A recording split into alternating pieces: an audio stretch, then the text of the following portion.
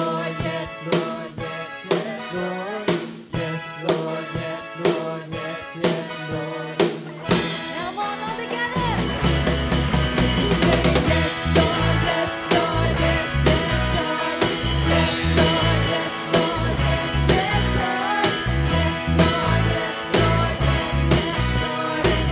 One more time. Say yes, Lord, yes, Lord, yes, yes, Lord. Yes, Lord, yes,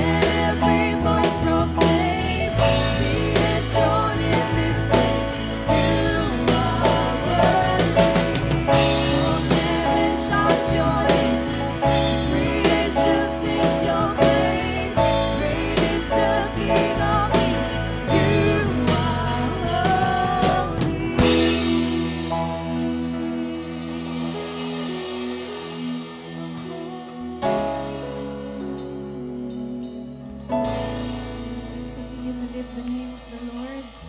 Great is our Lord. You are worthy to be praised, O God. Hallelujah. Let's continue to worship God, church. Hallelujah. Lift your name on high, O God.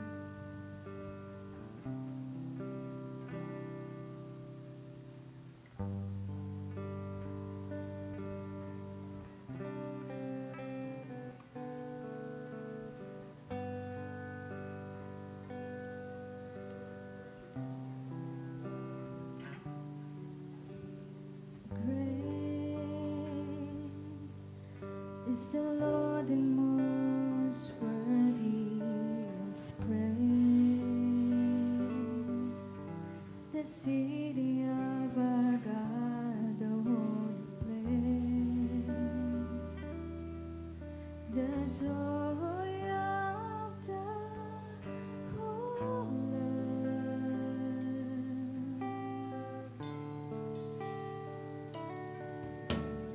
Great is the Lord in whom we have the victory. He aids us against the enemy. We bow down on our knees. Oh, let's lift the name of the Lord. And Lord, we want to lift your name on high. And Lord, we want to thank you for the works you've done in our lives. And Lord, we trust in your unfailing love.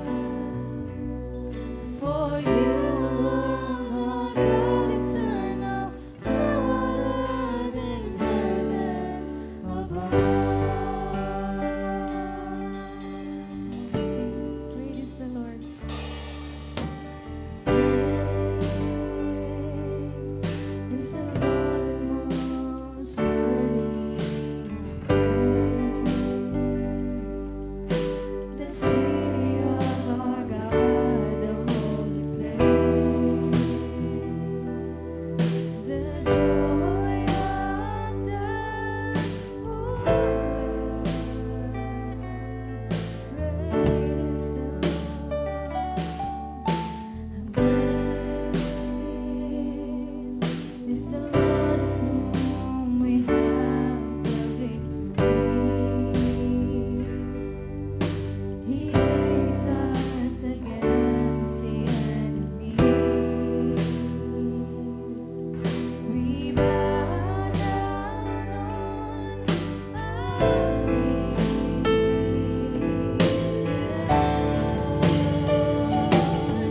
And Lord, we want to lift your name on high. And Lord, we want to thank you for the works you've done in our lives. And Lord, we trust in your unfailing love. For you alone are God eternal, forever in heaven. And Lord, we want to lift your name on high. And Lord, we want to thank you for the works you've done in our lives. And Lord, we trust in your unfailing love. For you alone are God eternal, forever in heaven above.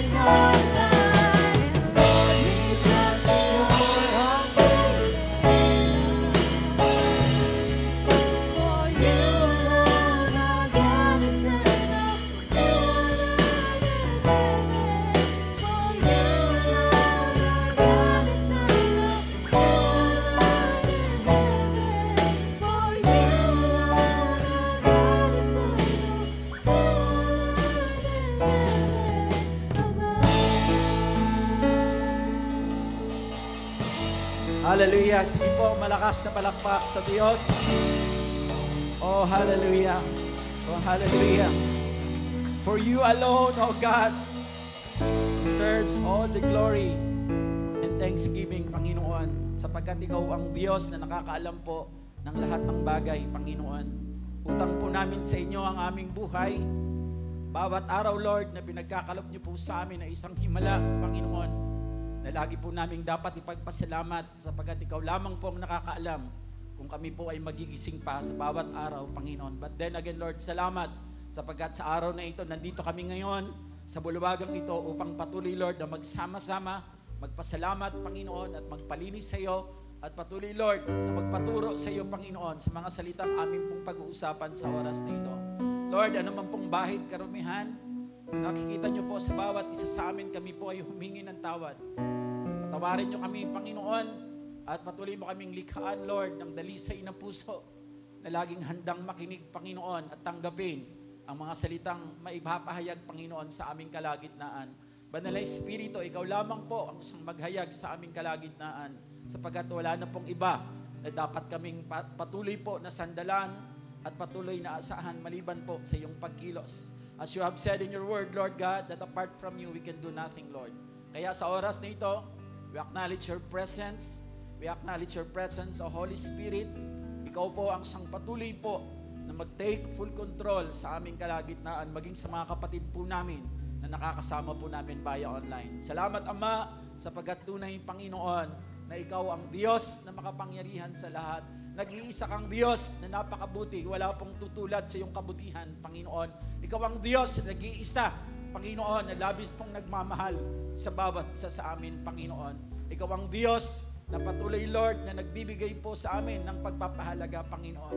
Kaya, Lord, maraming salamat po at patuloy ka po naming maluwalhati, patuloy ka naming maparangalan, Panginoon, hindi lamang sa oras na ito, higit sa lahat, Panginoon, sa bawat araw, sa bawat hininga at bawat buhay, Panginoon, na pinapahiram niyo po sa bawat isa sa amin. Salamat, Panginoon, sa great privilege, Lord, na kami po ay makarating sa bulwagang ito upang patuloy, Lord, na magbalik ng pasasalamat, magbalik po ng papuri at patuloy, Lord, na kilalanin ka bilang nag-iisang Diyos na makapangyarihan sa lahat na may gawa ng langit at lupa at sa iyo lamang kami, Panginoon, tunay pong may forever. Maraming salamat po, Ama. Sa iyo namin lahat ito tinitiwala at sa iyo lamang namin, Lord, ibabalik po ang pinakamataas na antas ng papuri, parangal at pasasalamat sa pangalan ni Jesus. Ang lahat ay magsabi po ng Amen and Amen.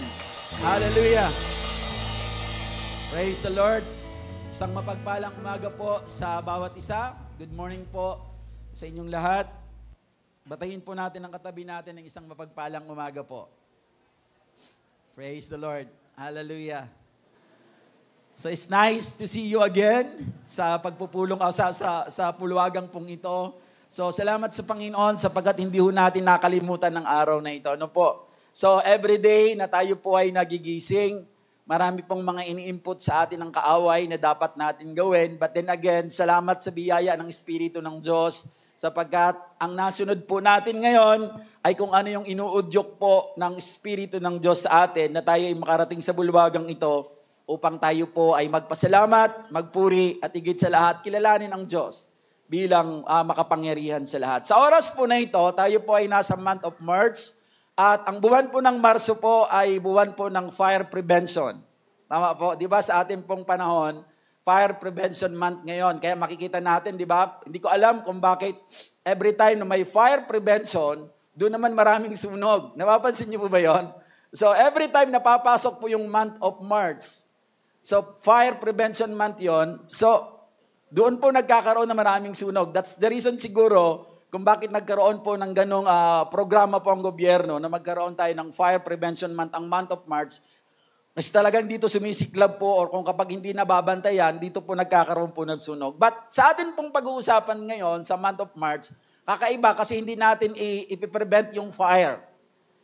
The symbol of the Holy Spirit, which is the fire, dito ay paglalo natin pag-aapuyin. Amen po, mas lalo natin pag-aapuyin, hindi natin kailangan tubigan, hindi natin kailangan bugahan ng tubig para mapatay, kundi mas lalo natin siyang paypayan. Mas lalo po natin siya i-fan to flame, nang sa gayon po, ang banal na Espiritu na nag-reside po sa atin, na nag-dwell sa atin, ay lagi po siyang mag-apoy para po lagi po natin magawa kung ano ang kalooban ng Diyos at hindi ang kalooban ng ating pong mga sarili. Kaya po ang tema po natin, it's all about the fullness of the Holy Spirit, kapunuan ng banal na Espiritu po. So last Sunday po, first Sunday po natin, pinag-usapan po natin yung topic about this one. So ngayon po ang pag-uusapan natin is the contrast in being filled. Nung nakaraan po, the command to be filled, ang tinuro po sa atin ni brother, ni Pastor Erwin po. Ngayon naman po is the contrast in being filled. Makikita nyo doon sa picture, lahat po yan payong, lahat po yan umbrella. Pero kahit pareho silang umbrella, pero makikita mo yung kaibahan ng isang umbrella doon sa kalahatan. Right? Nag-iiba siya ng kulay. So, pag ilalagay po natin sa buhay natin spiritual, pare-pareho tayo lahat tao. Lahat tayo nilikha ng Diyos. Pero nagkakaiba-iba po tayo, depende doon sa kung paano tayo sumusunod sa Espiritu ng Diyos. Doon po na-identify yung ating pong pagiging disipulo ni Kristo kapag ang Espiritu ng Diyos ang siyang nananahan sa atin at siyang nag-uudyok sa atin at siyang nagkukontrol sa atin para gawin po yung pang-araw-araw nating buhay. Nowadays po, marami pong nagsasabi na ang hirap na po i-determine o ang hirap na po tingnan ang kaibahan ng Kristiyano sa hindi Kristiyano. Sapagkat pare-pareho na lamang. Pero ako po ay naniniwala na hindi po yung katotohanan. Yun po ay isipan lang, yun lamang po ay konsepto, yun lamang po ay ideya po ng mga tao po na hindi po nagkakaroon po ng malalim na pagtitiwala sa Diyos. Kasi ako ay naniniwala po, lahat po tayo on the process of sanctification. We are all under construction. Tama po? Nasa proseso po tayo ng perfection. Kasi pag perfect na po tayo, wala na tayo dito sa lupa. Dapat nasa paraiso na po tayo. Nasa langit po na tayo. The reason why God allows us to stay here on earth because we are under process. Kino-construct tayo ng Diyos, dinidevelop tayo ng Diyos. Nandito tayo sa training ground para ma-mold tayo according to the shape that God wants us to see and fulfill according to His design bago pa po tayo likhain po ng ating po, bago tayo ilabas sa sinapupunan po ng ating mga magulang. Kaya po, babalikan po natin kasi isang verse lang po for 3 consecutive Sundays, isang verse lang po ang magiging reference po natin, scripture reference po natin. Because dito po sa verse na to, sa Ephesians 5 verse 18, ngayon po, babasahin ko siya sa New Living Translation. Sabi rito, don't be drunk with wine because that will ruin your life. Instead, be filled with the Holy Spirit. So sa verse na to, there are 3 great truths. 3 dakilang katotohanan na pwede po natin makuha out of this verse po na binigay po sa atin ng Panginoon. Dito po sa ating pong tema about the fullness of the Holy Spirit. Number 1 po, kung naalala po ninyo, ito yung 3 great truths. Truth number 1, the command to be filled. Kaya po tinuro sa atin ni Pastor Erwin yung topic about the command to be filled. Malinaw po dun sa verse, pag binalikan po natin ang verse, sabi doon, don't be drunk with wine. This is a command. Command siya, but sabi doon, instead be filled with the Holy Spirit. There is a command to be filled.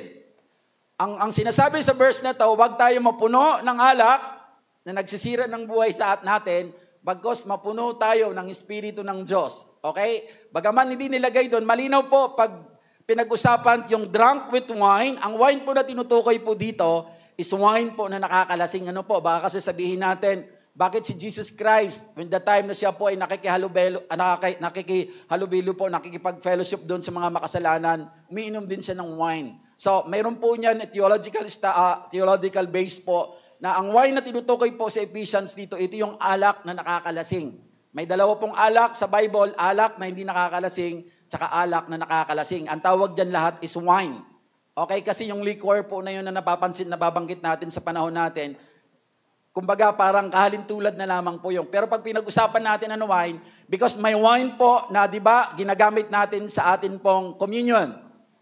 So, iba po yung wine na yun. So, pag nilagay natin, para mas madali natin sa maintindihan, di ba, pag bumibili tayo ng wine, makikita po natin din yung mga degree, percentage of alcohol. Mayroon 75, mayroon 85, mayroon 90%. Di ba? May mga ganun po. So, itong mga ginagamit natin sa communion, ito yung mga mabababa, 3%. So, parang ang dating po nung nilalagay po niya na alcohol to preserve yung wine po na yon, but not for the purpose na para lasingin ka. So that's the difference po, para po malinaw po sa atin. Now, makikita natin dito, malinaw po yung instruction ng Diyos sa atin to command to be filled. Kaya po ang unang dakilang katotohanan na tinuro sa atin ni Pastor Erwin, there is a command to be filled. So mayroon pong command, mayroon pong utos ang Diyos na tayo po ay dapat mapuno po ng Espiritu ng Diyos. Second po, truth number 2, the contrast in being filled na ituturo po natin ngayon. Supposedly po, si Brother Jopper po yan, but because mayroon po siyang unavoidable na job sa kanyang trabaho po, so kailangan niyang papalitan ko muna. So that's the job of, kapag ikaw nag-a-assign, pag wala yung naka-assign, ikaw yung magtuturo. Ma'am Aileen, nandiyan ka ba? Ayan. So pag ikaw pong nag-a-assign magturo, pag wala siya, ikaw pong magtuturo. So hindi ko siya pwedeng salangan ng iba because naka-series po itong tatlo po na ito. So kailangan magsunod-sunod po siya. And then the last topic po, dito sa tatlong dakilang katotohanan sa verse ng Ephesians 5:18 po, is truth number 3, the constancy of being filled. Next Sunday po, ituturo po sa atin ni Pastora Gracia yon, yung pagiging constant po nitong being filled po, this commandment of God na binigay po sa atin ng ating Panginoon. So, ito po yung contrast. Basahin po na natin sa Tagalog. So, sisimulan ko po siya sa verse 15 para makita natin yung background doon sa 18 po na yon. Ano po, ito yung pinaka-background niya. Kaya mag-ingat kayo kung paano kayo namumuhay. So, ito yung parang binibigay po sa atin instruction. Mamuhay kayong tulad ng matatalino at di tulad ng mga mangmang. Gamitin ninyo ng lubusan para sa mabuti ang bawat pagkakataon sapagkat puno ng kasamaan ang kasalukuyang panahon. Verse 17, huwag kayong maging hangal, sa halip unawain ninyo kung ano ang kalooban ng Panginoon. In verse 18, huwag kayong maglalasing sapagkat sisirain lamang niyan ang inyong buhay. Sa halip ay dapat kayong mapuspos ng Espiritu. Situloy natin hanggang 19:20. Sa inyong pag-uusap, gumamit kayo ng mga salmo, mga himno at mga awiting spiritual. Buong puso kayong umawit at magpuri sa Panginoon. Lagi kayong magpasalamat sa Diyos na ating Ama dahil sa lahat ng bagay sa pangalan ng ating Panginoong Jesucristo. Ang Diyos pong magpala sa pagbabasa po ng kanyang buhay at makapangyarihang salita. Makikita po natin dito, sa una po, malinaw po yung instruction. Bago po yung paglalasing at mapuspos po ng Espiritu ng Diyos, mayroon na kaagad sinabi ang Panginoon. Kaya't mag-ingat kayo through the life of Paul. Mag-ingat kayo kung paano kayo mamumuhay. So sabi ko nga kanina, ang hirap no po ngayon ma-determine the difference between Christian and non-Christian. Kasi maraming professing Christian eh. So mahirap na po. But then again, hindi po tayo nagsasabi ng ganito because we are perfect. But then again, nakikita natin yung difference po ng totoong mayroon siyang genuine faith. Yung may dalisay po na pananampalataya. Sapagkat makikita natin sa context po ng Espiritu ng Diyos na pinag-uusapan natin ngayon, yung genuine faith, ito yung tinatawag natin dalisay po na pananampalataya na ikaw po ay tunay pong tumanggap talaga kay Kristo. Nagkakaroon po ng debate between salvation because of this word na genuine. Kaya po nagkakaroon ng debate na ang kaligtasan dapat ganito, may mga isasangkap ka pa na iba aside from faith. Why? Because hindi kasi nakikita sa isang tao yung tunay na genuine faith because somebody just accepted Christ by emotion. Di ba? By emotion, I am na-amaze ako, parang na-touch ako ng message ng pastor, most especially pag ang message is all about the cross, yung passion of the Christ, kung paano naghirap ang Diyos doon sa cross of Calvary. So I was touched by that message. I was touched by that video na napanood ko, na-hit yung emotion ko. Ako, hindi naman ako totaling makasalanan talaga. Ibig sabihin, hindi naman ako mamamatay tao. Nagsisinungaling ako. May pagkakataon, may nasasabi akong pangit sa ibang tao. Pero generally speaking, hindi naman ako mamamatay tao. So in short, di ba, ganun tayo commonly. So but because of that kind of video na napanood natin, natatats ang emotion natin. Para bagang pag nanonood po tayo ng TV, pag medyo malungkot po yung senaryo, umiyak din tayo. At pag hindi natin napigilan ang sarili natin, nagagalit tayo doon sa traidor. Di ba? Hindi natin mapigilan ang sarili natin, nagko-comment na tayo.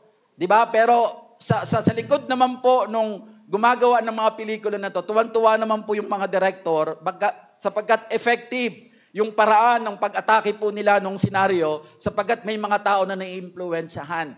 So pag ang ganong paraan po ang pagtanggap natin sa Panginoon, ang tawag po nan is not a genuine faith. Yun yung sinasabi po doon sa pagpapahayag po ng Panginoon doon sa 4 po na tao na nahasikan po ng salita ng Diyos. Kailangan mayroon pong pangunawa, yung pangdulo, kung bakit siya ay namunga ng 100, namunga ng 60, namunga ng 30, because nakarating po siya doon sa understanding of the Word of God. So kailangan talaga may konteksto po ng pangunawa doon po sa salvation na ating pong natanggap na ginawa ni Kristo, una pa bago pa lang tayo magbago. So yun po, kaya po, malinaw po dito yung pagkakasabi sa atin na mag-ingat tayo kasi ang kinakausap po dito ni Paul, tayo pong mga Kristiyano, hindi po yung lahatan. Tayo pong mga Kristiyano, malinaw po yan. Sa Bible po, pag nag-aral ka ng Bible, kailangan maintindihan mo kung sino yung kinakausap at sino yung pinagsasabihan ng salita na nababasa natin. Para sa iyo ba yun? O para sa ibang tao? So in this case, para ito sa atin, na mga nagsuko po ng buhay sa Panginoon. Kaya sabi doon, kaya't mag-ingat kayo kung paano kayo mamumuhay. Why? Kasi nandito pa lang po tayo sa ibabaw ng mundo. Now, tingnan natin yung contrast. Ito yung contrast po ng being drunk with wine and being filled with the Holy Spirit. Sabi dito, being filled with alcoholic spirits will make us do strange, ridiculous, and often evil things. Pag puno ka po ng espiritu ng alak, so specifically, actually, ang concentration po, ang context ng verse na to is all about spirit of alcohol. Pero pag i-relate po natin ito sa ibang verses po, mga parallel verses po nito, pwede natin i-connect ito, the different kind of spirits, yung small s, pwedeng spirit of anger, spirit of jealousy, spirit of envy. So yung espiritu ng kainggitan, espiritu po ng pagsiselos. Di ba, pag tayo po ay puno ng mga ganong klaseng espiritu, iba po ang nagagawa natin. Nagagawa natin siya at kadalasan ang nagagawa natin ay evil things. That's the difference of, now ito po yung kaibahan po ng being filled with God's Spirit. Being filled with God's Spirit will make us do good things, divine things, and spiritual things. So dito pa lang makikita natin yung contrast between filled with the alcoholic spirit and being filled with the Spirit of God. Kaya po, madali po natin ma-identify ngayon kung sino yung nagsasabi po na siya ay Kristiyano at totoong tumanggap kay Kristo doon sa isang tao na nagpo-profess that he is a Christian but ang ginagawa niya ay parang espiritu nung lango sa alak. So madali natin siya ma-identify. Hindi po tayo maluloko ng demonyo. Ano po, hindi tayo pwedeng maloko ng demonyo if we are being filled with the Spirit of God. So madali po yan ma-identify. Kaya po, hindi natin kailangan mag-retaliate, hindi natin kailangan magpaliwanag sa sarili natin because we can easily differentiate the difference between filled with the spirit, small s, of this world and being filled with the Spirit of God. Because ang sinasabi diyan, pag puno ka ng espiritu ng mundong ito, or specifically ng alak, evil things ang magiging gagawin mo. Pag ikaw ay puno ng espiritu ng Diyos, good things, divine things, and spiritual things. So makikita po natin, ganun po yung sinasabi po sa atin ng Panginoon. Now, tingnan po natin yung isa sa mga parallel verse po nitong Ephesians 5:18. Dito po sa mga gawa, sa Acts chapter 2, beginning verse 13 hanggang doon po sa 18. So reference verse po ito. Or ito po yung tinatawag po natin, pinagmulan po nitong Ephesians, the command of to be filled. Yung Ephesians 5:18. Dito nag-start po yan because this is the Pentecost Day. Ano po? Sabi sa mga gawa 2:13-15. Ngunit may ilang nagsasabi ng pakutya. Nangyari na po yung Pentecost. Kumbaga napuspos na po sila ng Espiritu ng Diyos. Ngunit may ilang nagsabi ng pakutya, lasing lang ang mga iyan. Kaya tumayo si Pedro kasama ng 11 apostol at nagsalita ng malakas, mga taga-Judea, at kayong lahat na nakatira sa Jerusalem, pakinggan ninyong mabuti ang sasabihin ko. Hindi lasing ang mga taong ito gaya ng palagay ninyo. 9:00 pa lamang ng umaga ngayon. Sabi niya, ang nakikita ninyo ay katuparan ng ipinahayag ni Propeta Joel, ito ang gagawin ko sa mga huling araw. Sabi ng Diyos, ibubuhos ko ang aking espiritu sa lahat ng tao.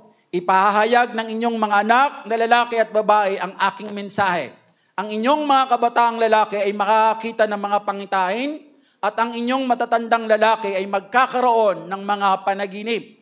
Sa panahong iyon, ibubuhos ko rin ang aking espiritu sa aking mga alipin, maging lalaki at maging babae, at ipapahayag nila ang aking mensahe. So ito yung pinaka-background ng Ephesians chapter 5 verse 18. Because this is the beginning. Sa New Testament po, sa New Covenant po, pag sinabi natin New Covenant, ito yung pagkatapos po ng umakyat ang ating Panginoon sa langit. Yung nag-ascend siya to heaven. So that's the beginning of the New Covenant. Ano po? So, ito na yung simula. This is the beginning of the Pentecost or the Holy Spirit era.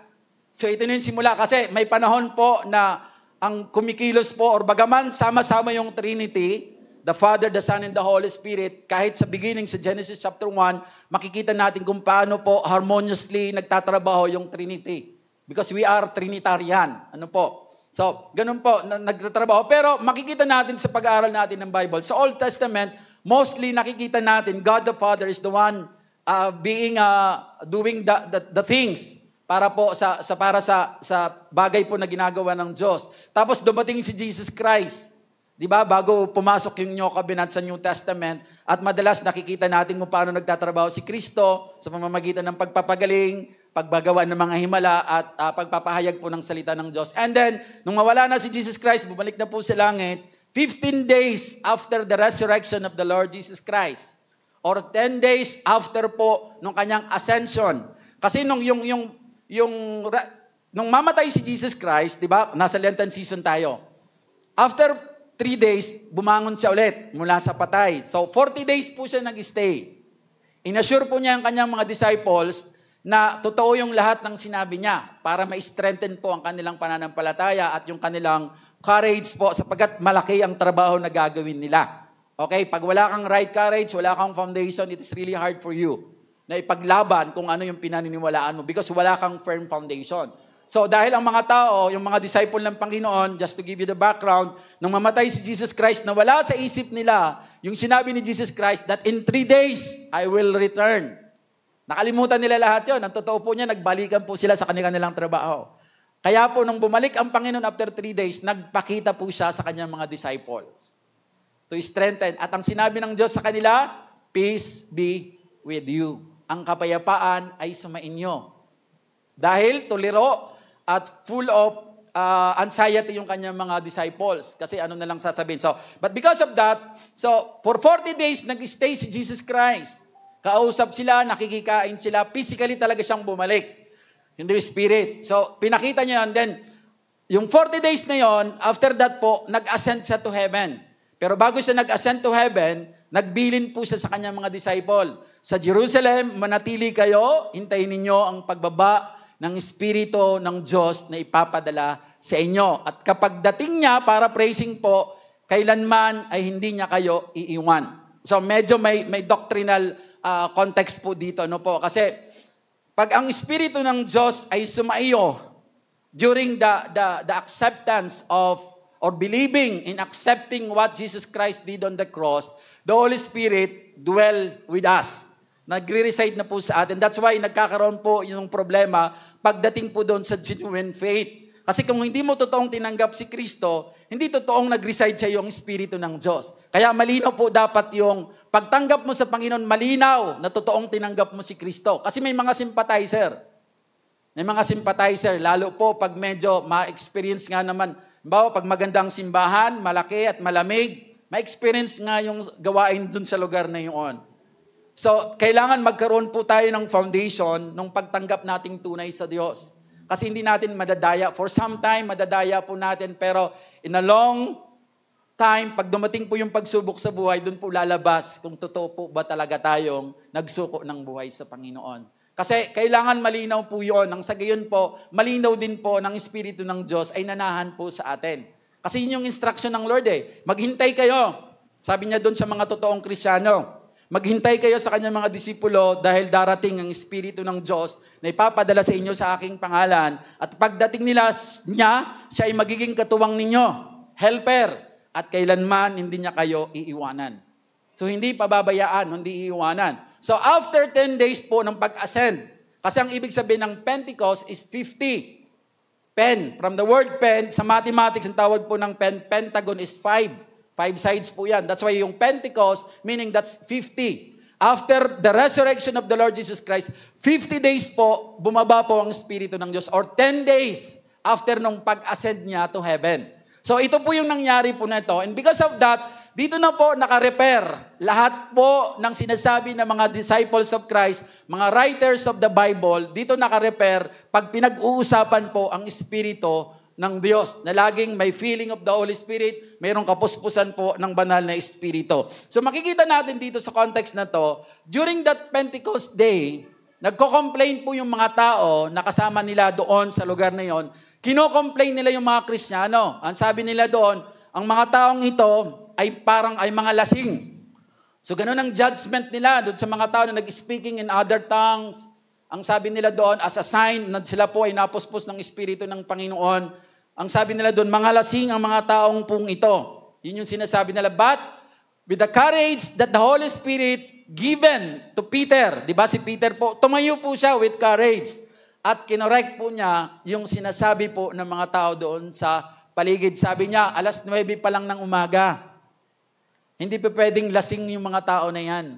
Kasi meron po silang tradition during that time na during the lunch time o after doon lang po sila nagkakaroon po ng happy-happy. Pero every morning po, hindi nila ginagawa ang bagay na yon. That's why, very confident po si Peter with the confidence na binigay sa kanya ng Espiritu ng Diyos.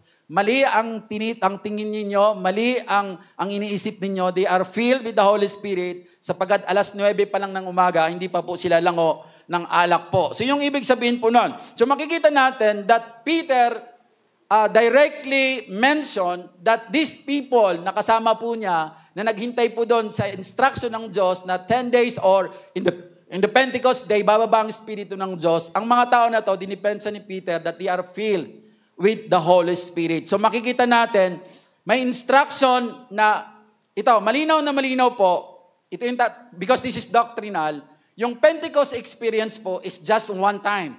Okay? Tandaan po natin yan. Ibig sabihin, when the time you accepted Christ as your Lord and Savior, there's only one time na papasok sa yung Espiritu ng Diyos. Ibig sabihin, it will reside in your heart, the inner heart, ang Espiritu ng Diyos. Kailanman hindi ka niyan iiwanan.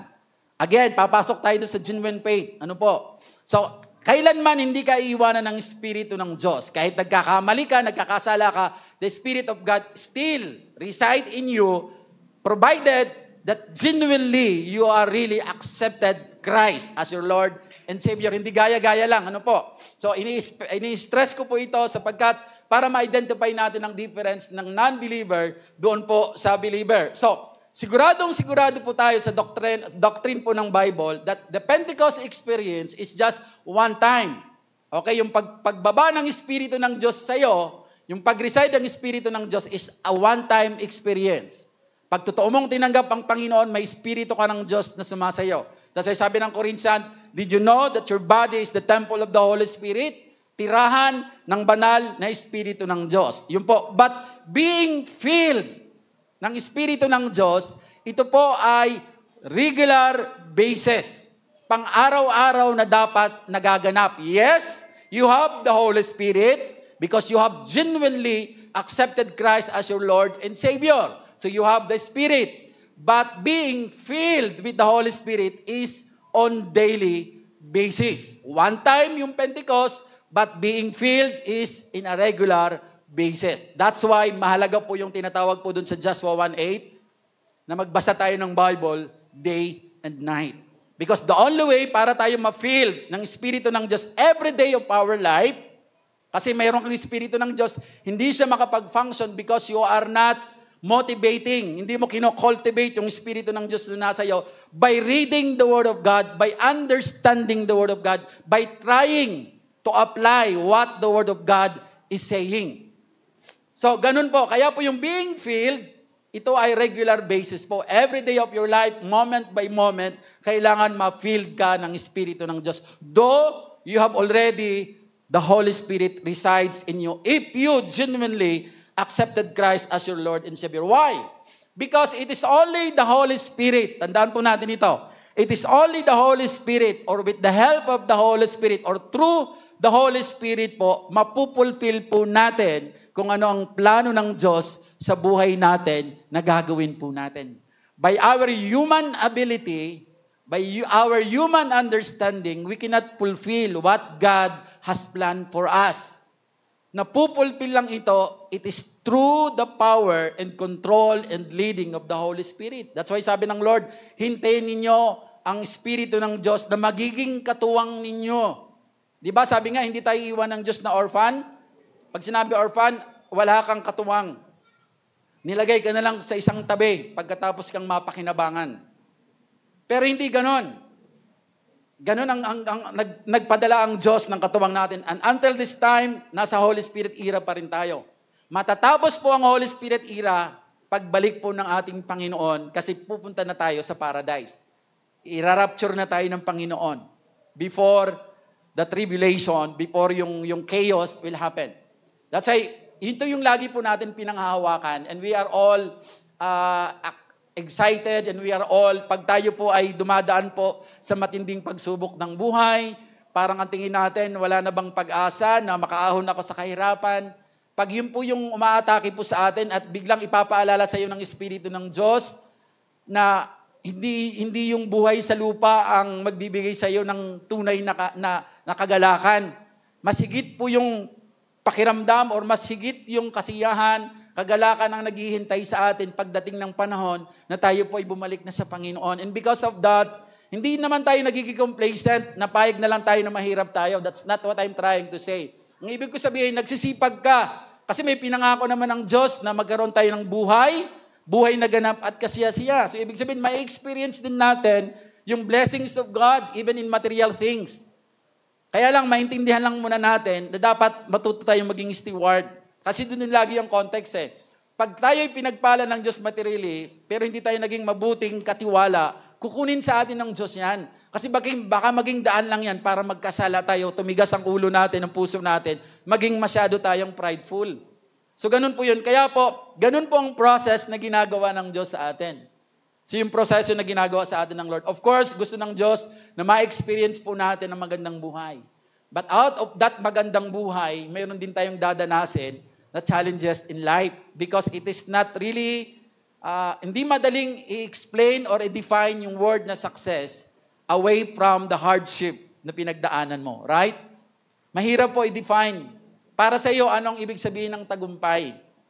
Hindi mo yan ma-explain in a very nice way, in a very concrete explanation kung hindi ka nakaranas po ng mahirap na buhay. Right? So, yun yung mga process na ginagawa po sa atin ng Lord. That's why, sabi niya, padadalan ko kayo ng Holy Spirit. Kasi hindi nyo kakayanin mag-isa ang laban na dadaanan ninyo because life is a battle. But with the Holy Spirit, you are always on the side of victory. Amen po. Palakpakan natin ang Panginoon.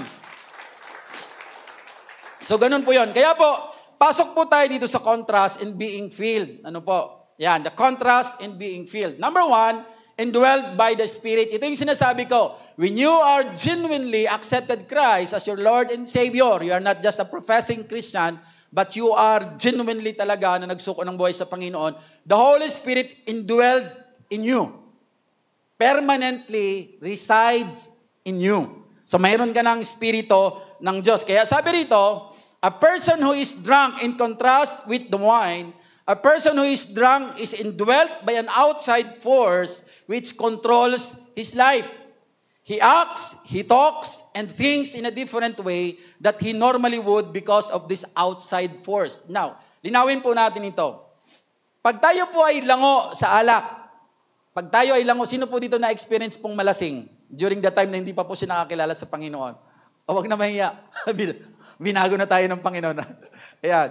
So ako din po, I experience po malasing po at hindi nagtira ng panlakad. Kaya hindi nagtira ng panlakad, talagang inuluwa lahat ng pinasok sa katawan. Po. So, ma-experience po natin, meron akong mga kilalang tao, even nung ako nasa Bicol po, di ba may mga tao po na, ang tawag po natin, hindi makabasag pinggan. Di ba? Masyadong tahimik. Yun yung normal na kanyang behavior. Pag may kwentuhan, hindi mo yan mapabatin sa kwentuhan. Basta nakikinig lang yan. Pero the moment na yan po ay napuno na ng alak, drunk na, lasing na po siya, doon natin makikita, nagtatransform yung kanyang behavior. Nagiging madaldal na. Right? Nakikita niyo yan sa mga kainuman niyo dati? O ikaw yon ganito. Tahimik ka, pero nung malasing ka, ang ingay mo na. At kapag hindi siya, because it is out of control na, pag nalalasing ka na, ang nangyayari po, nagiging iba na ang sinasabi mo, nagiging masyado ka ng matapang, meron nga mga tao na, pag hindi siya lasing, tahimik, sa bayukan sa amin. Pag hindi siya lasing, tahimik. Pero pag lasing, lahat ng tao gusto niyang kaawayin. Sino ang matapang dito, lumabas. So nagaganon na. But because kilala siya ng mga tao, so hindi siya pinapatulan. Pero yung context po nung pagiging lasing po ng alak, nakikita natin, there is an outside force which control the behavior of that person. Di ba nagpa-transform talaga siya? Ganon. Kumbaga yung pagkilos niya, yung pananalita niya, yung pag-iisip niya, nagiging iba as compared doon sa normal na pagkilos niya pag siya po ay drunk with wine or with alcoholic spirit. Now, ganon din po ang ginagawa sa atin ng Espiritu ng Diyos. Pag tayo naman po ay lango ng Espiritu ng Diyos, nagagawa natin yung mga bagay na hindi natin kayang gawin normally using our human ability. Anong ibig sabihin po niyan? Likas akong mahiyain. At kahit anong gawin mo sa akin, kahit anong punishment na gawin mo sa akin, hindi mo ako mapupunta dito sa taas para magsalita. Di ba may mga ganun tayo? Kasi the moment na hakbang pa lang ako dito, nanginginig ng tuhod ko, parang hindi ko siya may hakbang. Yung pang umakyat dyan, baka hindi na po ako makapagsalita. So that's the human, yun yung ating normal na buhay. That's the normal behavior na mayroon tayo. Pero bakit magtataka ka when the time na tinanggap mo si Kristo and go along with the process na ginagawa sa iyo ng Panginoon, makikita mo na kumakapal na mukha mo in a positive way. Ibig sabihin, dati mahihain ka, ngayon wala na. Pag inutusan ka ng pastor, ikaw mag-exhort ng tithes offering. Yes, pastor. Wala na yung ba't ako, di ba? Hindi ka na, ang tawag dyan, hindi ka na paniki. Di ba? Eventually, nung ikaw po ay mahiyain pa, that's the normal life na mayroon ka, paniki ka talaga. Pag ina-assign ka, ba't ako? Di ba? Ganun. Pero when the time na pinaprocess ka na at nakikita mo, yung feeling of the Holy Spirit ay na-experience mo na, tumatapang na ang sikmura mo. Lumalakas na ang loob mo. This is for the glory of God. It's a great privilege na magamit ng Diyos. Kaya kahit kinakabahan, hindi na wala ang pagiging kaba, pero kahit kinakabahan, nagkakaroon ka ng right courage to stand here in front of the congregation to speak about the Word of God. So that's what we call, puno ka kasi ng Espiritu ng Diyos. Meron kang Espiritu ng Diyos. Inactivate mo yung presence ng Holy Spirit sa'yo because may nag-indwelled na Spirit sa'yo when the time you accepted Christ as your Lord and Savior. Ganon din po. There is an outside force. Kaya lang, ang kaibahan po sa Espiritu ng Diyos is not just a force. It's not just an outside force, but it is the inside. Nasa belly natin. Hindi siya galing sa labas. Yung espiritu ng alak, galing siya sa labas. Pag nag-inom ka ng alak, may papasok sa iyo ng espiritu out of that, yung tama po ng alak na yun yung nagdo-dominate sa iyo. But the Holy Spirit, nandito siya sa atin. Out of our belly, lalabas po siya. So ganun po yung espiritu ng Diyos. That's why hindi lang siya basta force. But Holy Spirit is a person. May relationship tayo sa Kanya. Siya yung third person of the Trinity. So yung alak, the spirit of alak is the outside force na nagko-control sa iyo, kaya nag-iiba yung gawi mo. Nag-iiba yung pag-iisip mo, nag-iiba yung mga bagay na ginagawa mo. Ganun ang ibig sabihin po niyan. So sabi rito, next po. Wala Ate Jaisel. Next, sabi rito, when we are filled with the Holy Spirit, we are different. Kung paano tayo naging iba, in contrast, kung paano naging iba ang gawin natin nung malasing tayo sa alak, nag-iiba din po ang pamamaraan natin, nagiging mabuting tao tayo because of the Holy Spirit. Away from the Holy Spirit, hindi po tayo magiging mabuti. Nagiging mabuti lang tayo because of the Holy Spirit. Kailangan i-recognize natin yan. Kasi kung iisipin natin, sadya tayong mabuti, medyo magiging mayabang tayo. Kaya lang tayo nagiging mabuti because of the Holy Spirit. Kaya ang glory napupunta lagi sa ating Panginoon. So lagi mong nare-recognize, kaya lagi mong sasabihin, di ba sabi ni David, huwag alisin sa Kanya ang Espiritu ng Diyos. Bagaman yun po ay may pagka-metaphor po ang pagkakaisip po noon. So, pero makikita po natin, iba, pag ang Espiritu ng Diyos ay nasa sa atin, doon tayo nagiging mabuting tao. When we are filled with the Holy Spirit, we are different. Sabi rito, we will act more like Jesus.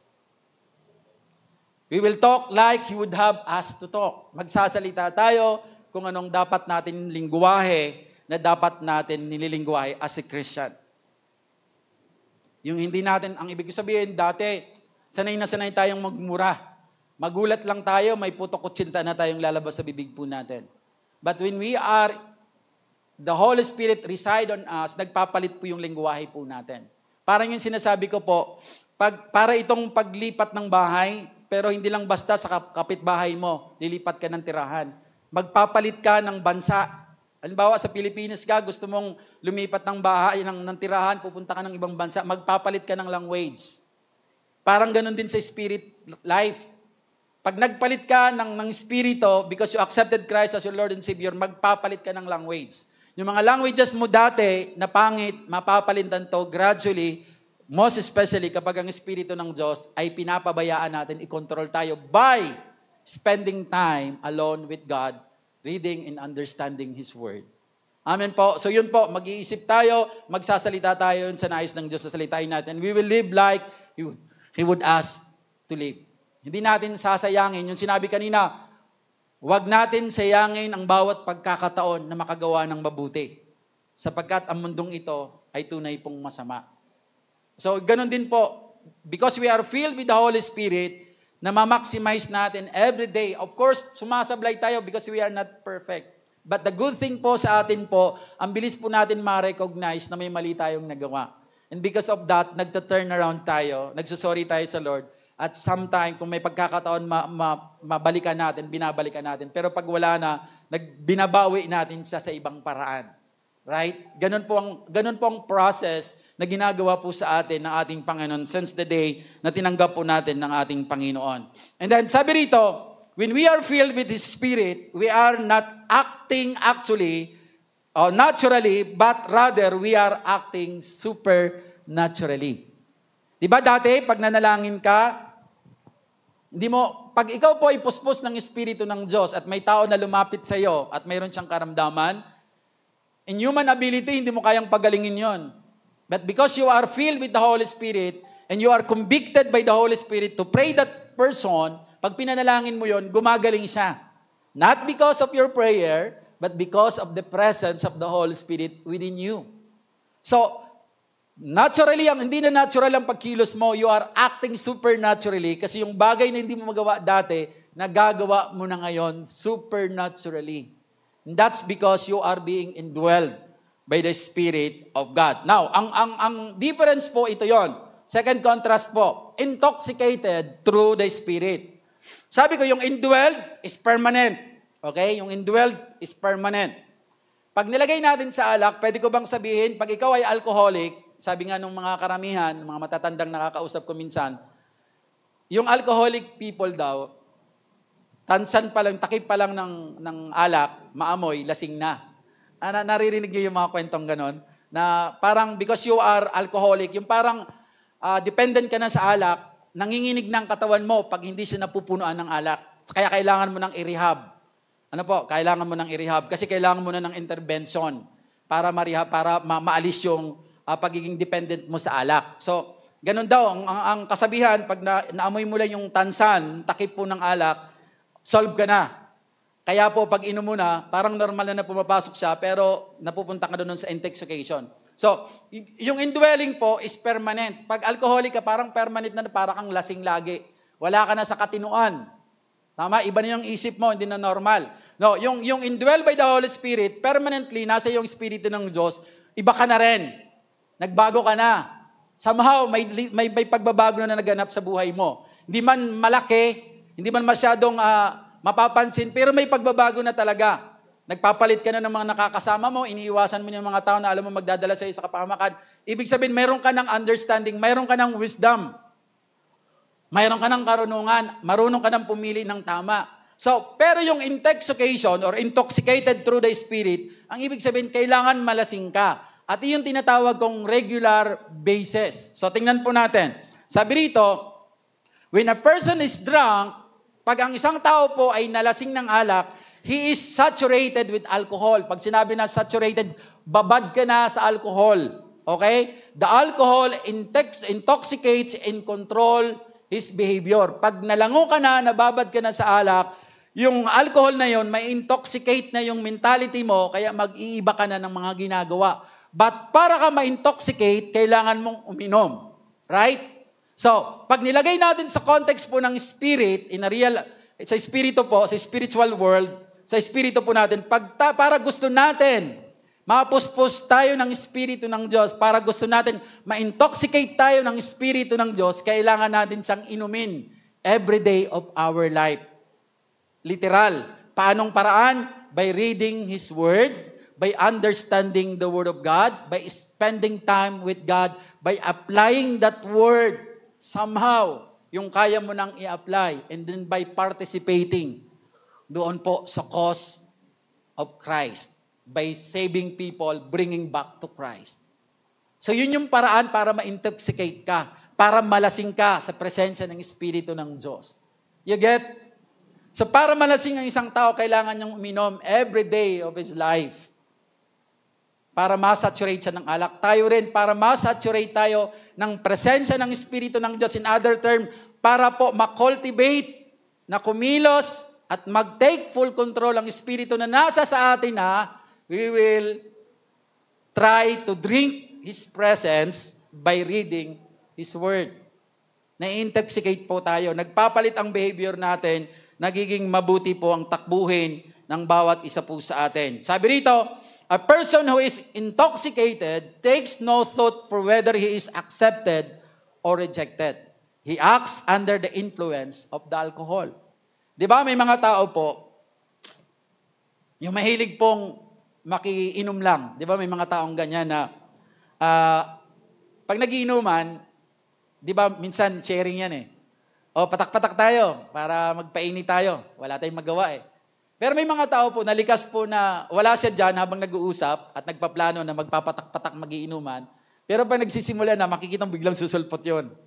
At ang matindi pa, malakas mamulutan. Di ba? May mga ganun tayong nakikitang senaryo po sa pang-araw-araw ng buhay po ng mga tao po na walang relasyon po sa Panginoon. So makikita natin, yung mga tao na to, pag sila po, lalo pag lasing na, nakainom na, tapos bigla na lang sasama doon sa isang grupo, hindi na mahalaga sa kanya kung accepted siya o rejected siya. Pag sinabi, huwag ka dito, hindi ka kasama dito, wala siyang pakialam, basta uupo siya doon. Tama? So, ganun ang influence ng alcohol sa kanila. Now, putting it sa spiritual, pag ikaw po ay intoxicated ng Holy Spirit, hindi mahalaga kung tanggap ka o hindi ng mga tao nga sa paligid mo. Because you have the mission, pupunta ka doon. Sasabihin mo kung anong pinapasabi ng Diyos. It's not about, ang ibig sabihin nito, it's not about your reputation. It's about the reputation of the God na nasa sayo. Kasi minsan tayo, mga tao, or kadalasan tayo, we are always depending our reputation. Lagi tayong ganon. Gusto natin laging ipagtanggol yung sarili natin na tama tayo. Gagawa tayo ng paraan just to correct yung mga sinasabi ng ibang tao na hindi ako yan. Ito yung totoong pagkatao ko, ako ito. It's not about our reputation. If we are filled with the Holy Spirit, it doesn't matter kung anong tingin sa iyo ng tao. Walang count yan for eternity. But instead, do what God wants you to do. In that way, kasi makikita natin, kasi niloloko tayo ng demonyo eh. Lagi yung sinasabi sa atin, hindi. Pag maganda kasi ang reputation mo, maganda ang magiging background mo, magiging maganda yan para makapagdala ka ng kaluluwa. Tama naman sa isang banda. Pero pansinin nyo po ang lahat ng Kristiyano na nakakilala sa Panginoon, lalo po yung mga malalalim na. Alamin nyo yung background nila. Kung titingnan natin ang reputation nila, lahat sila dati mamamatay tao, dati rapist, dati galing sa kulungan. O kung reputation nila ang titingnan natin, wala tayong mapapala. That's why it's not about our reputation to defend ourselves, but it's about the reputation of God that we have. The holiness of our God. Kasi the moment na tinataas natin ang kabanalan ng Diyos at pumipilit tayo sa biyaya at tulong ng Espiritu ng Diyos, eventually, hindi natin napapansin, napapalitan na rin ang reputation natin. Because nagniningning na ang reputation ng Diyos sa atin. Right? Yung tinatawag natin, yung glory ng Lord ay napapunta na rin sa iyo somehow. Because sabi nga, madalas natin naririnig kay Pastor Dong, kung sino yung laging kausap mo, siyang nagiging kamukha mo. Kaya po, pag lagi mong kausap ang Espiritu ng Diyos, siyang nagiging kamukha mo. Pag sinabi kamukha mo, Spirit siya, wala siyang mukha, ibig sabihin, nagniningning siya. At ikaw po ay nagliliwanag para kang may halo. Right? Tama ba? Mayroon kang ganon. So ganon po yun. So ibig sabihin, it's not about your reputation na ngayon. Dahil makikita nila na nagliliwanag ka na. So yun po yung ibig sabihin na pag tayo po gusto natin maging intoxicated or saturated by the Spirit of God, kailangan natin siyang inumin araw-araw sa ating buhay. Tila bagang para siyang pagkain, na kapag hindi po tayo nakakain, magugutom tayo. Para siyang inumin, na kapag hindi tayo nakainom, madidehydrate tayo at magkakaroon tayo ng problema sa katawan natin. Same thing. So, yes, nasa iyo ang Espiritu ng Diyos, pero kailangan everyday, kailangan maging saturated ka niya. Kailangan maging intoxicated ka ng Espiritu ng ating Panginoon. And sabi rito, ito ang isa sa pinakamaganda. We are to be intoxicated in the Spirit of God. In this, pag intoxicated ka, this will free our tongues to witness. Mawawala sa iyo yung bat ako. Mawawala sa iyo yung takot. Pupunuan ka ng Diyos ng right courage to share the gospel of salvation. And sabi rin, our hearts is to praise. Hindi tayo mapipigilan. Dati, nakakaya magtaas ng kamay pag sumasamba. Di ba? May mga karanasan tayo niyan. Dati ako din, nung bago pa ako, tinitingnan ko katabi ko, tataas ba ako ng kamay? Parang wag na lang. Ganon, may mga karanasan tayo nung sisimula pa lang tayo. Pero habang ikaw po ay nakababad sa Espiritu ng Diyos at nalalangaw ka na sa presensya ng Diyos, wala ka ng pakialam. Kaya naririnig natin, wag niyong pansinin ang katabi ninyo. Just between you and the Lord. Di ba may encouragement tayo naririnig from our worship leader?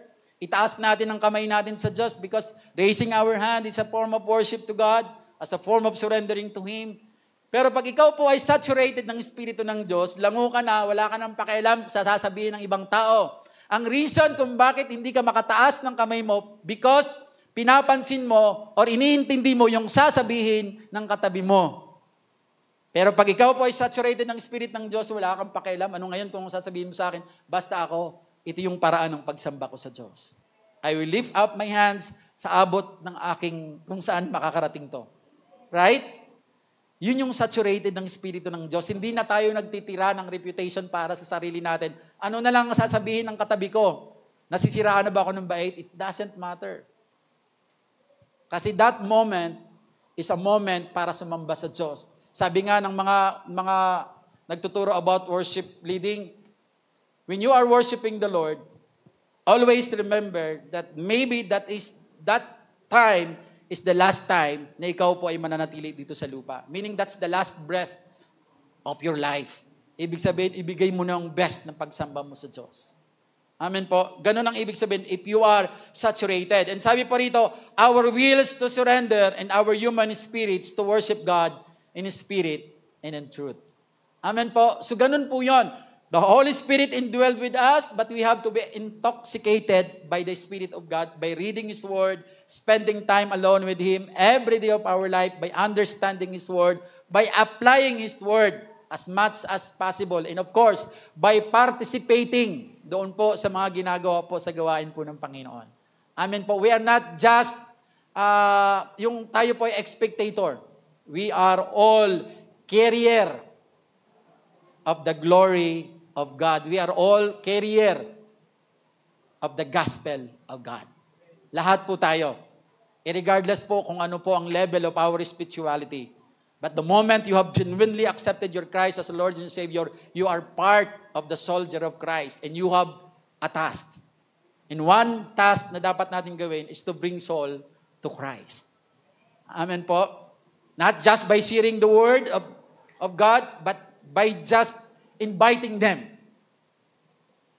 sa presence ng Lord. And let God transform the lives of that person na in-invite natin. Amen po. So palakpakan natin ang Panginoon. Now, in conclusion po, ito po, ang command, babalik ako sa verse, don't be drunk with wine, but be filled with the Spirit. So, balikan natin yung contrast. To be filled with wine is to be controlled by the alcoholic spirit that will ruin our life. Kaya po, kung hanggang ngayon, mga kapatid ko po sa Panginoon, nagiinom pa rin tayo ng nakakalasing na alak, I just hope and pray na tumama sa atin ang salita ng Diyos. Naalala ko yung sinabi po ng isang preacher na nasabi rin po ng Pastor Dong, na pag kayo ay tinatamaan ng preaching, matuwa kayo. Ibig sabihin, mababago kayo noon. Ano po? So, pag hanggang ngayon nagiinom pa rin tayo ng alak, kung hanggang ngayon may tinitake pa rin tayo not just the wine, but lahat ng klase po nung ini-intake natin that will ruin our life, it's about time na kailangan natin isurrender na yan sa Diyos. Because ang dulo niyan is kapahamakan. Ruin your life. Ruin your life. Tandaan po natin ito. Meron po sa Biblia, kapag ang isang, di ba sabi sa Bible, di ko maalala yung eksaktong verse, kapag ang isang katawan po, parang isang bahay po ay inalisan, nilinis po siya. Pero kapag natagpuan pa rin siya ng espiritu, small s, na malinis, bago siya pumasok doon, magyayaya pa siya ng 7 mas higit pa sa kanya, or mas malulupit pa sa kanya, at mananahan siya doon. When the time we have accepted Christ as our Lord and Savior, nalinis po tayo. That's why ang tawag sa atin, we are justified by the blood of Jesus. Pag sinabi natin justified, we are made righteous before the eyes of God. Naging malinis po tayo. So ibig sabihin, empty na po yung katawan natin ng mga kasalanan because we have surrendered that to God.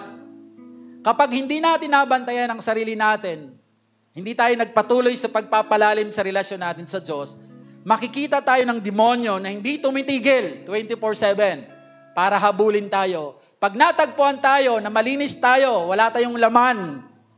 Dapat ang laman nito ay laman na po ng salita ng Diyos. Pero dahil hindi tayo sisipag, hindi natin wino-work out yung kaligtasan binigay sa atin ng Panginoon, hindi tayo nagde-develop ng relasyon natin sa Panginoon, matatagpuan tayong empty.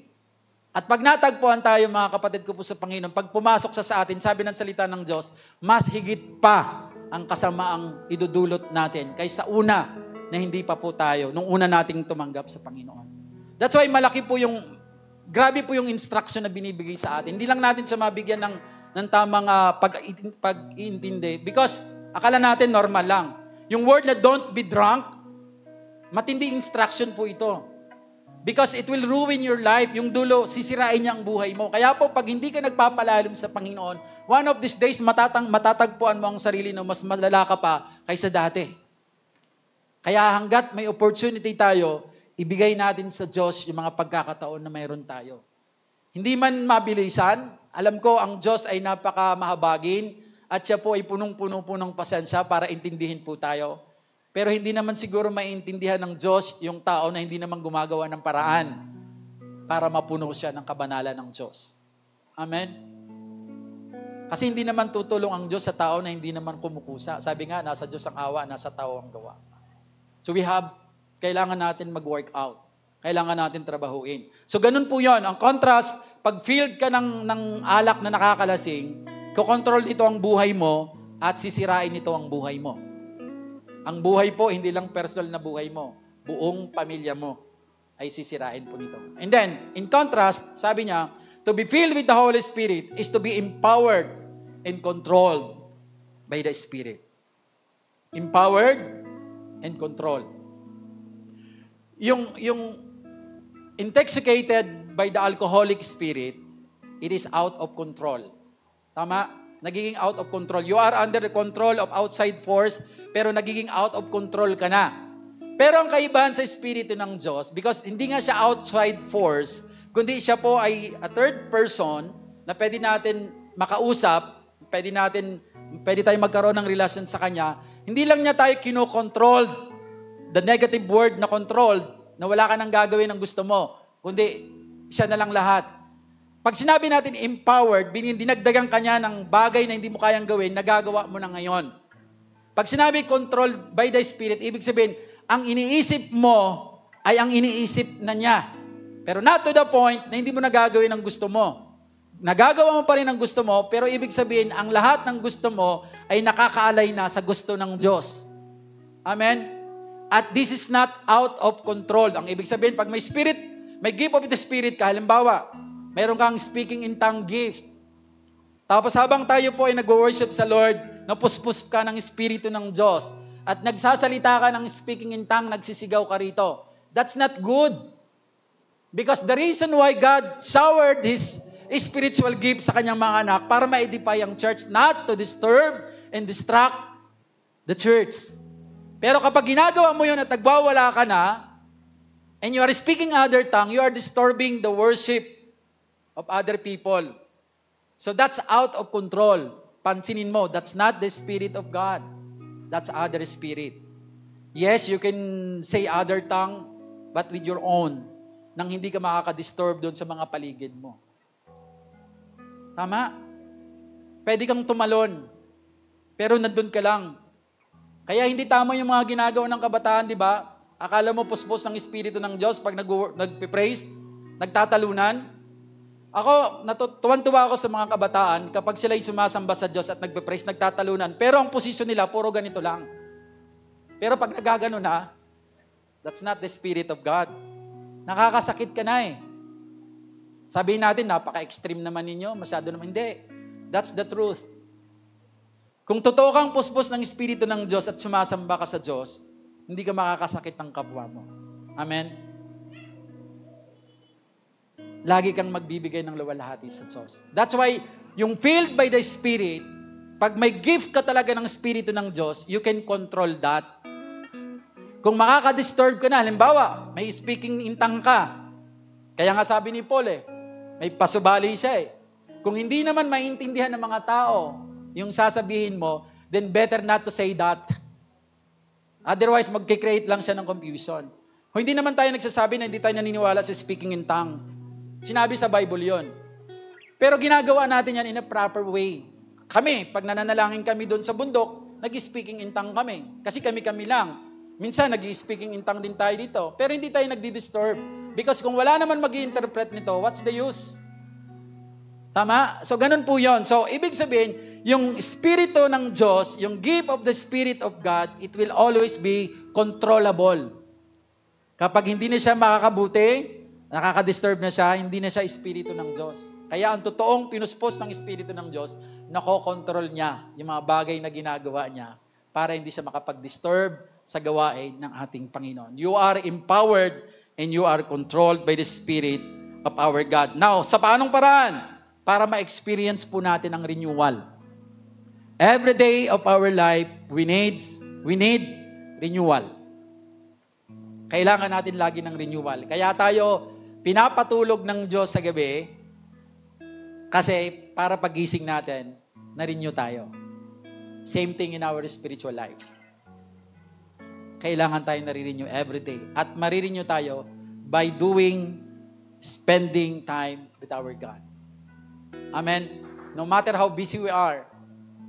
Kung busy ka po ng umaga, wala ka talagang magawa, just utter a prayer, pero pag gabi, I'm sure meron ka naman time. Then, that's the time. You can study the Word of God.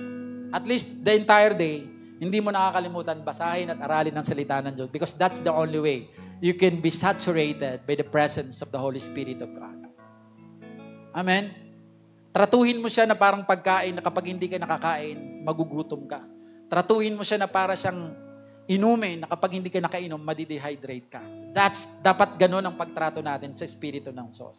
Because pinadala siya sa atin with a purpose. Tulungan tayo para magtagumpay tayo sa hamon ng buhay na mayroon tayo at magamit tayo for the greater glory alone of our God. And that's the purpose of the Holy Spirit. Pero kung hindi natin ginagawa yon, walang mangyayari po sa atin. So we need to experience the renewal. Second, to be obedience. Maging obedient tayo sa sinasabi ng Lord. May mga pinapagawa ang Diyos sa atin. Kaso minsan po, may mga tayo, pinipili lang po natin yung gusto natin sundin. Pero pagtingin natin, ayaw natin, hindi natin siya binabasa. Tinatalunan natin siya. Sa pag-aaral po ng salita ng Diyos, dapat lahat, minsan masasaktan ka or madalas masasaktan ka, pero kailangan mo siyang gawin, kailangan mo siyang sundin because yun yung magbabagon sa iyo. So that's obedience.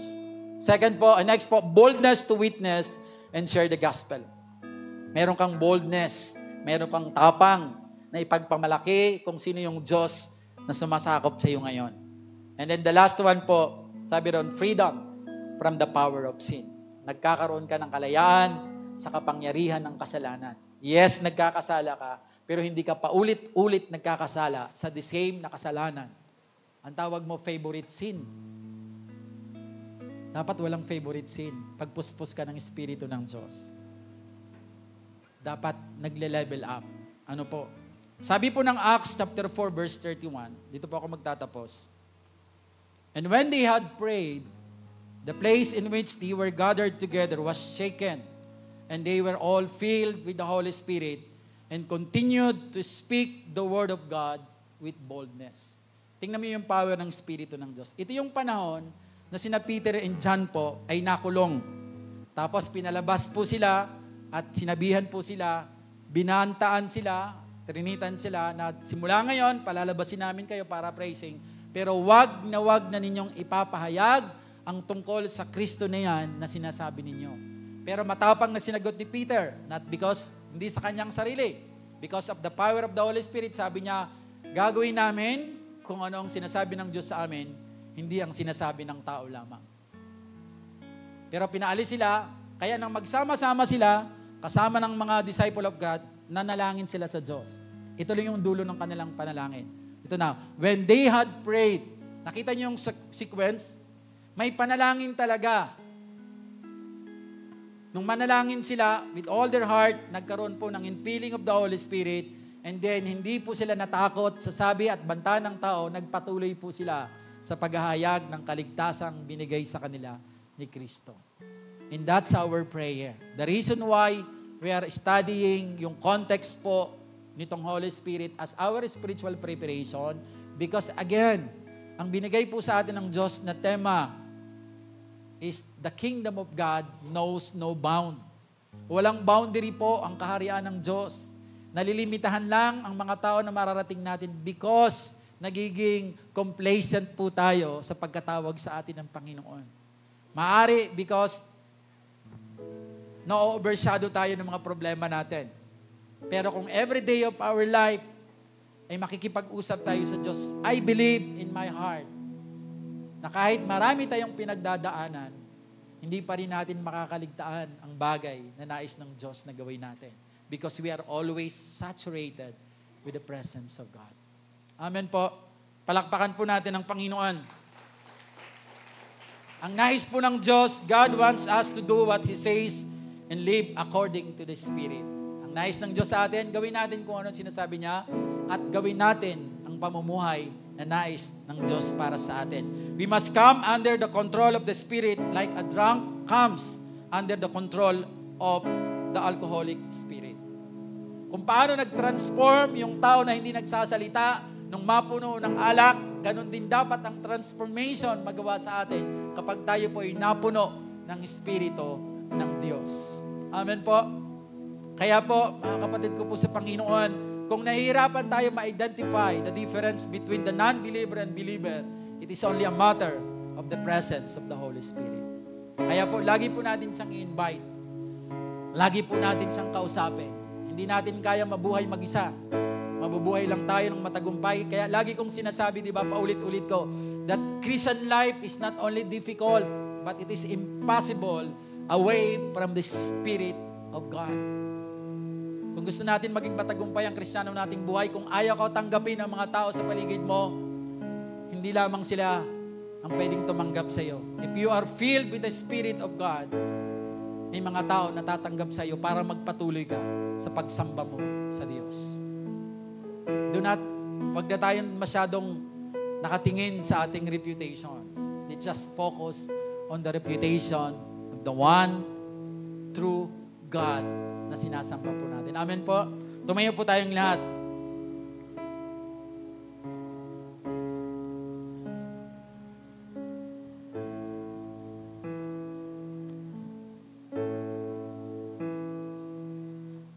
The reason why the Spirit of God indwells in us, for one reason, to guide us to the way that God wants us to take. Kaya malaki po ang papel ng Espiritu ng Diyos sa buhay natin.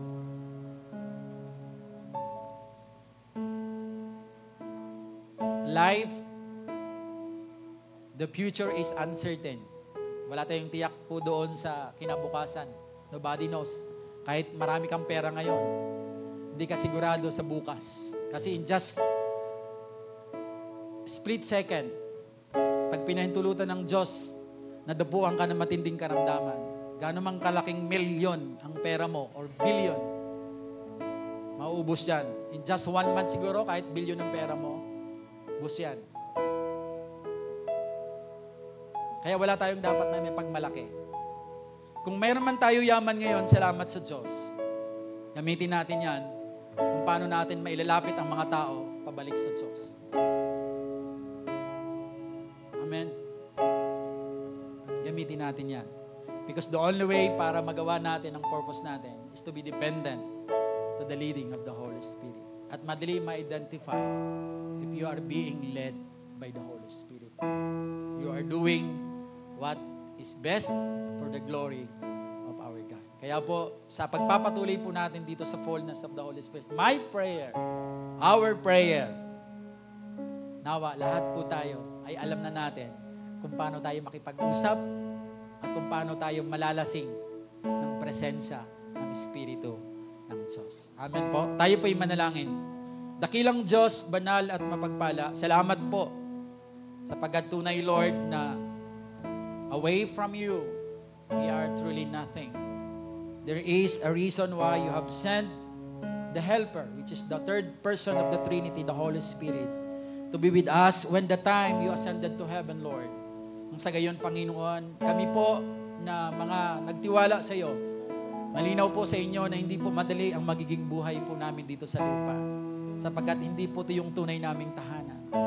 Dahil po sa iyong kabutihan, dahil po sa iyong karunungan, kaya pinadala niyo po ang Espiritu na nagmumula sa inyo upang gabayan kami. And Lord, help us, Lord, to every day of our life, Lord, ay lagi namin i-recognize ang presensya ng Espiritu ng Diyos na tunay, Lord, na kapag wala ang presensya ng Espiritu ng Diyos sa amin, tunay po na para kaming gutom na gutom at uhaw na uhaw. Ang sa gayon, Panginoon, hindi kami makakalabas ng bahay nang hindi namin nare-recognize ang pagsama ng Espiritu ng Diyos. Yes, life is uncertain. Wala katiyakan ang bukas ng aming buhay, pero kapag kami po ay nakadepende sa pagkilos ng Espiritu ng Diyos, alam namin na lagi pong may pag-asa sa bawat araw na pinagkakalob niyo po sa amin. Sapagkat wala po kayong plano na masama sa iyong mga lingkod, kundi ang plano po ninyo ay mabuti at maging mabuti kami, Panginoon, at patuloy kami, Lord God, na maging makarating sa wangis ng aming Panginoong Jesucristo. Kaya Lord, salamat po sapagkat away from the Spirit of God, hindi namin magagawa ang lahat ng ito. Kaya Lord, salamat po sa araw na ito. We just continue to pray, Lord, na patuloy po kayo ang magpalago ng aming mga isipan, ng aming mga spiritual na buhay, at patuloy, Lord, na kauhawan namin at kasabigan po namin ang patuloy po ng pagbabad sa iyong salita at higit sa lahat, Lord, sa pag-unawa nito. At magkaroon din kami, Panginoon, nawa ng malalim na desire na magdala ng mga tao pabalik sa iyo. Ang sa gayon, Lord, marami ang tunay pong makakilala sa iyo. Maraming salamat, Ama.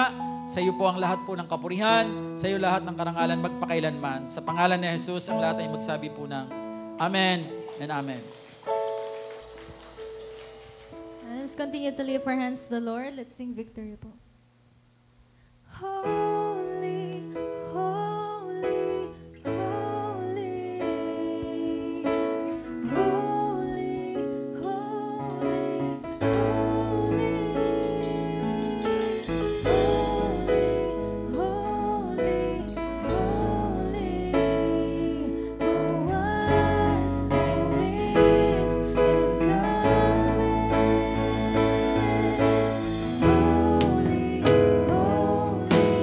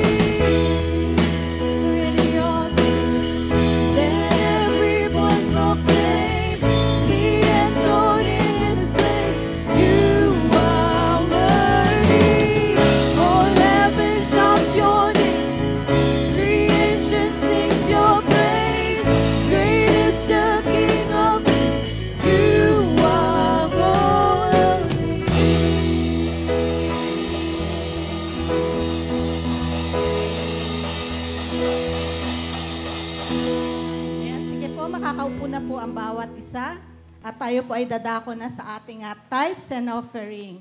At tayo po ay babasa dito po sa mga Kawikaan, chapter 3, verses 9 and 10. Ano po?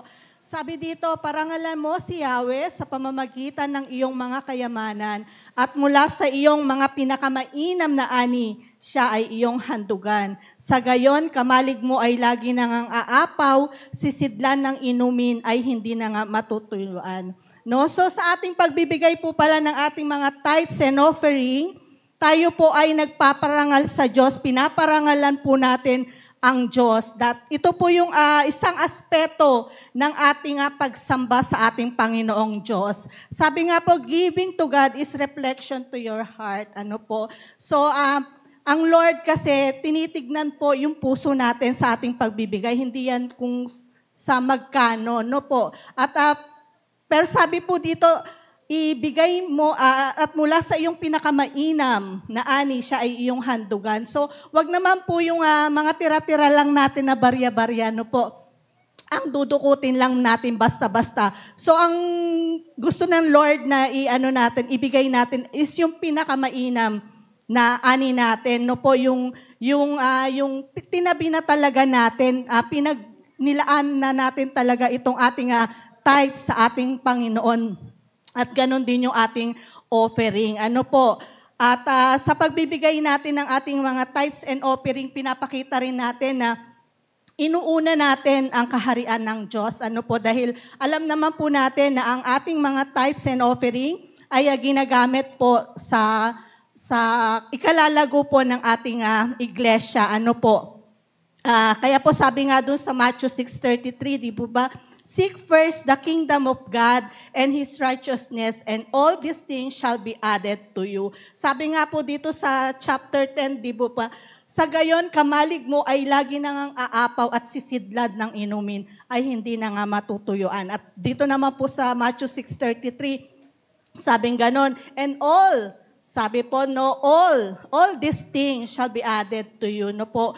Napakabuti po ng Lord sa bawat isa sa atin, no. Siya po ay mapagpalang Diyos, no. Kaya wag po tayong magdadalawang isip na ibigay po ang ating mga tithes and offering para sa Lord. Ano po? Sige po, tayo po ay tumayo at ihanda po natin ang ating mga tithes and offering at ating ipapanalangin. Hallelujah.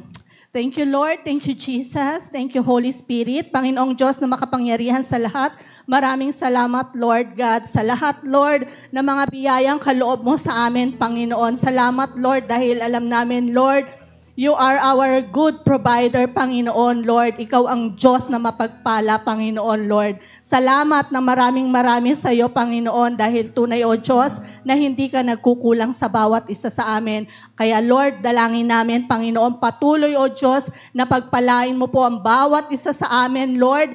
Tunay, O Diyos, na kami ay makapagbigay na may kagalakan sa iyo, Panginoon. At alam namin, Lord, na yung puso namin ay tinitignan mo, Panginoon, hindi sa kung magkano yung ibibigay namin, Panginoon, kundi, Lord, yung aming tunay na pagmamahal sa iyo, Panginoon, yung pagsunod namin sa iyo. At ganun din, Lord, yung pagtitiwala namin sa iyo, Lord God, na ikaw rin po ang magbibigay sa amin ng lahat ng mga pagpapala. Salamat, Lord, ng marami, Lord. Bless us, Panginoon. Ito po ang aming samot dalangin sa pangalan ni Jesus. Amen. Tuloy po tayong umawit sa Panginoon.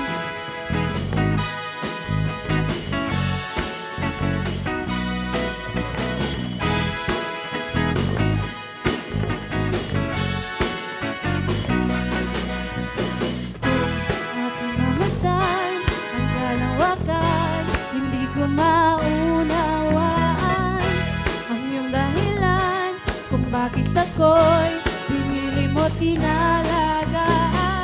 Di ko kayang isipin, hindi ko kayang sukatin. Ang pag-ibig mo, Jesus, na iyong binigay sa akin. Salamat, O Jesus, sa pag-ibig mo. Walang ibang nagmahal sa akin na katulad mo.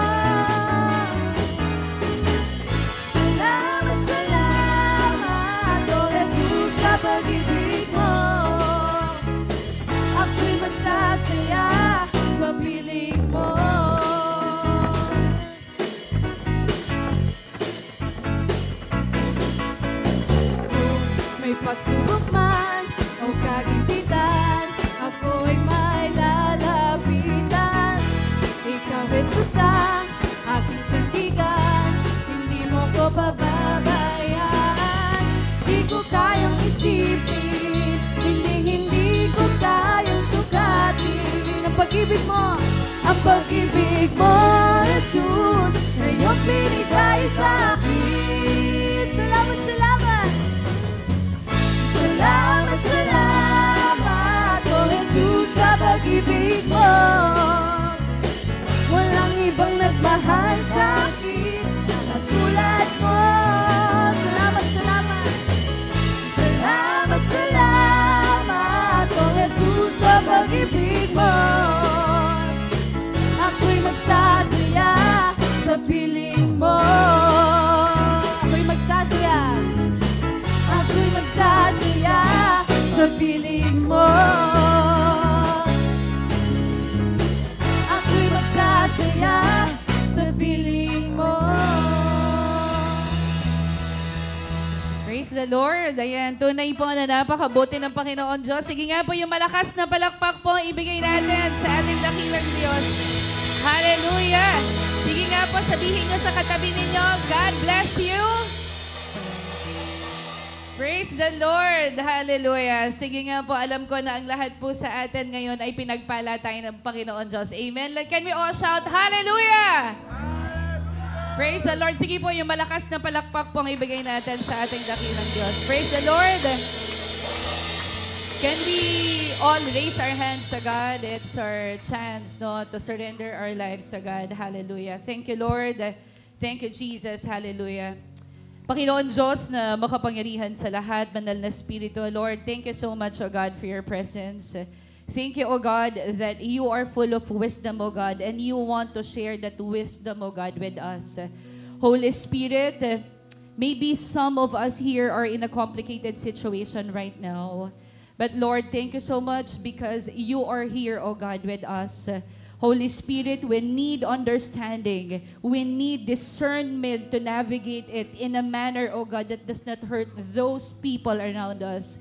Lord, help us, O God, that we could maintain our testimonies, O God, in Jesus' name. And we pray, O God, that we will always glorify your name in Jesus' name. Lord, help us to feel, O God, your presence. Help us, O God, to feel us, O God, with the power to walk away from the things, O God, that are trying to pull us away, O God, from the path of righteousness. Lord, we need your presence, O God, in our lives, in Jesus' name. Lord, you are our Savior. Lord, we need, O God, we need you, O God, in our everyday lives. Lord, right now, help us, O God, to activate, O God, the presence of the Holy Spirit, O God, to each and every one. Lord, at this time, O God, as we temporarily, O God, depart on this place, may the love of God, the grace of the Lord Jesus Christ, and the sweet fellowship of the Holy Spirit be with us all now and forever. Amen and amen. Hallelujah. Tapos na po ang ating pananambahan ngayong umaga na ito. Ingat po kayo sa pag-uwi. See you next Sunday. God bless us all.